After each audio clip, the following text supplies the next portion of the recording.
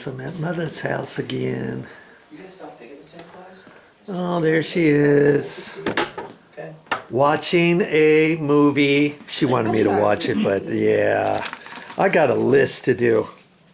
Mike's to-do list. Look at this thing. Oh, yes. Yeah. Okay, well. And Mama is hungry. Mama's hungry, she says. I just came back from breakfast meeting the guy. And we'll have to do something later. 11 o'clock already? Okay. Well, let's take a look at this list, mind you.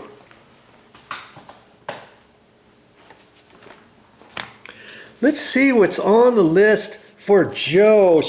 She keeps thinking my name is something else other than VideoJoe. And one of the things on here was something about the refrigerator. Look, clean refrig coils. Use vacuum brush. Use vacuum and brush. Okay, well, that's what I'm gonna do. I've got some brushes here. I've got my simple green here. I got a bucket, a knee pad, and I think I'm pretty much ready to go. Okay, if you've never cleaned your coil before, that's what this video is about. All right, so stick around. Now you may say, what is the big deal about these coils? Where's this coil and why do they need to be cleaned? Well, there's a coil on the back side that heats up or cools and probably cools, yeah, not heats up. And it gets lint and dust on it and stuff. And do you know, periodically, refrigerators could, I don't know, I guess they could catch on fire or the motor could heat up or something if the coils don't get cleaned and don't stay cleaned, you know. When's the last time you cleaned out your coils of the lint? Now, I'm thinking I did it maybe, I don't know, 8 or 9 years ago. I'm thinking, I'm not quite sure now. And she's got it on the list. So it's like, did I make a video of it before? I don't think I ever did. Now most refrigerators, this thing is full to the rim. And she's got so much stuff in the freezer, it's hard to even know what she's got in there. And most refrigerators, you know, 15 years ago and until now, maybe 20 years until now, have wheels on them. Years ago, they only had maybe wheels on the front or no wheels at all. And this could be a problem, but you know, because it's got wheels, you just pull it on out. And I like to do it kind of slow because, yeah, she's got a water maker on here and they've tied it up in such a fashion to where you can only pull it out so far. But, you know, hey, that's going to work. That is going to work. Now let's get you in there and let's just see what's going on. I'm going to take you off the tripod. All right. We are mobile. And we're going to take a look at this. Here she's got the water pipe here connected on there for the ice maker. And man, since I'm down here, I might as well clean everything up off of the ground too, huh? Okay, well, where are these coils at? Well, jeez, I guess I'm gonna have to pull this off because the coils are under there. See where all the dust and lint is on here? And it's probably right in there. And I'm thinking maybe I only have to undo this a little bit of the ways or pull it off. I don't know. That's my first step. I got to pull that off. And then we'll see how much lint is down in there. What's the big deal about these coils, okay? Well, stick around. I'll get set up with that and we'll be ready to rock and roll. Hey, it's on my list. I want to get it off. All right? So let's get her done.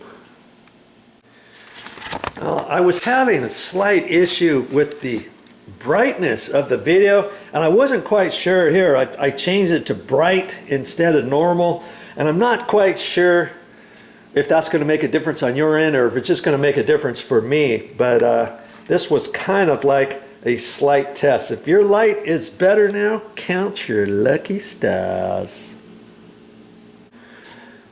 If you've watched my videos, enough of my videos by now, you would know that I don't like to prepare myself for what I am going to find. So, hey, you can watch what I see.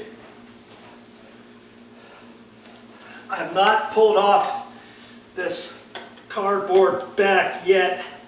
I've got just this last screw to undo. And you'd think they'd make these screws with Phillips head instead of standard slotted. Man, my word. That was kind of tricky to get all those. I had to use some pliers because some of them were on there so tight I couldn't get them off with my little flathead screwdriver. Okay. And I'm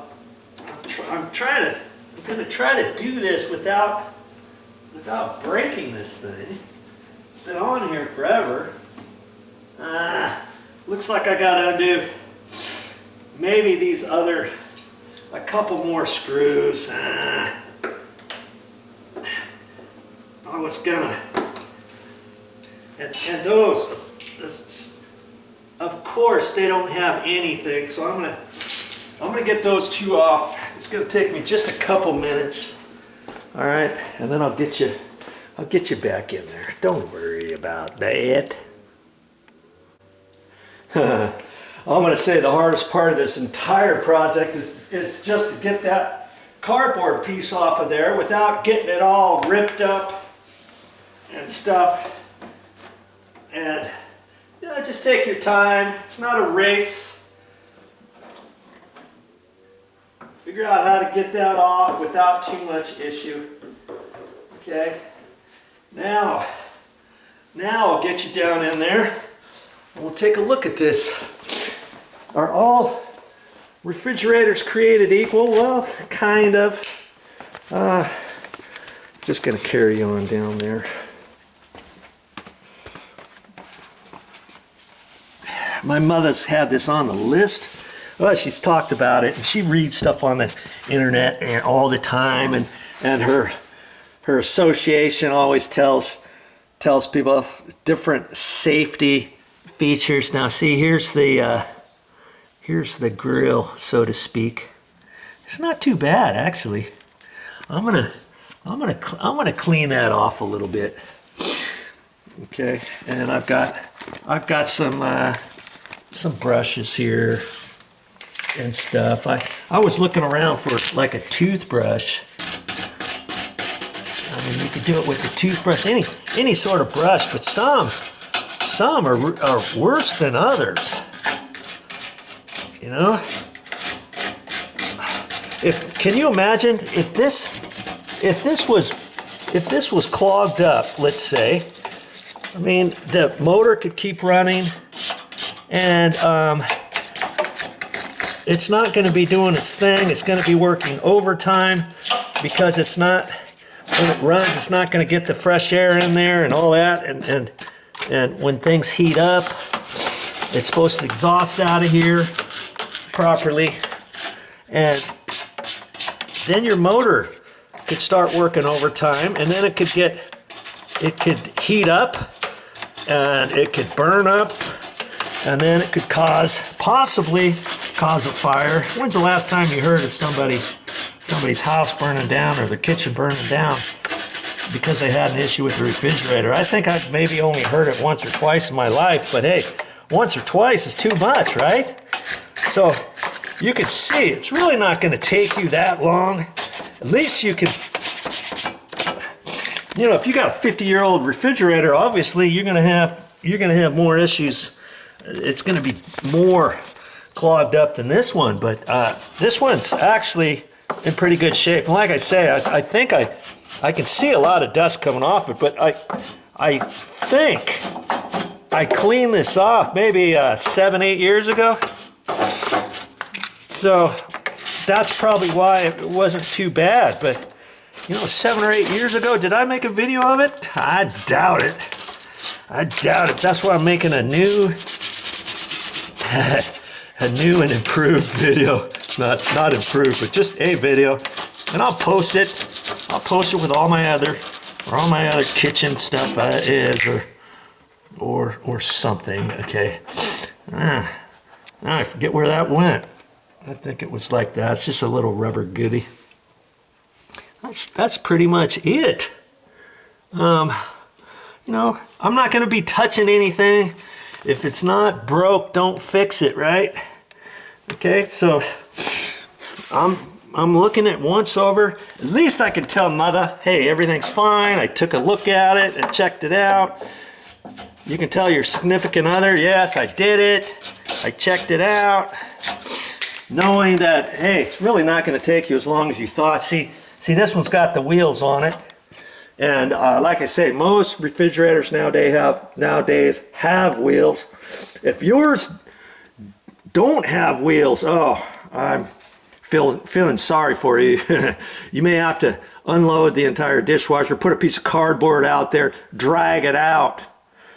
You know, it's really tricky and hard to do and stuff. But the last thing you want to do is just pull it out and scratch your tile floor, your wood floor, your vinyl planking, your linoleum. Now you just ripped your linoleum because VideoJoe told you to pull your refrigerator out to check the coil. And now you just ripped up your floor. You know, last thing you want to do is something like that. So check things out, okay? And everything else looks pretty good. So now I'm going to go put my little cardboard piece back on here exactly how I pulled it out, get it all tightened up. And before I push it in, I've already swept up the floor back here. At least I could do that.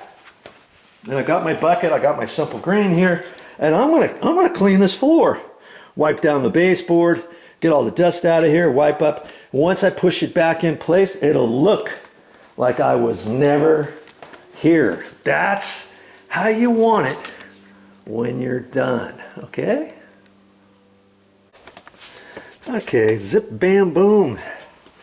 Got that cover, that cardboard protector on there. It's got all kinds of directions on it, and that's not the only thing. See, it's got the louvered thing here. Can you see this kind of prevents a little bit of the dust getting in there because I had to wipe that off before I got in there. So if you have a piece like this back there, just try to be careful with it. Try not to rip it. Try to get it pushed back into place. If yours is all corroded and stuff, see how well you can get it back in there. And you might have to adjust it somewhat and do whatever. But that's going to prevent a little bit of the dust in there. Okay? And like I say, if you have a refrigerator 40, 50 years old, you're probably not going to have one of these covers. It's probably going to be all wide open. You're going to find all kinds of stuff. You're going to find Johnny's lost lunch money underneath here too. Probably. You never know what you're going to find underneath the your refrigerator. And okay, so I got that put all back down there, and like I was telling you, now take this as an opportunity to now clean your floor. When's the last time you cleaned underneath your refrigerator? Probably never. Okay, let this be your opportunity. Okay, do the best you can do when you do a project. I always try to do it to the best of my ability, and then let the chips fall where they may be at that point. Okay, so I'm going to take a few minutes. It's only going to take me a couple minutes. I got my simple green here. I got my bucket here. I got my sponge here. I got some wire brushes here, and all that kind of stuff. And clean this up. Now's your chance.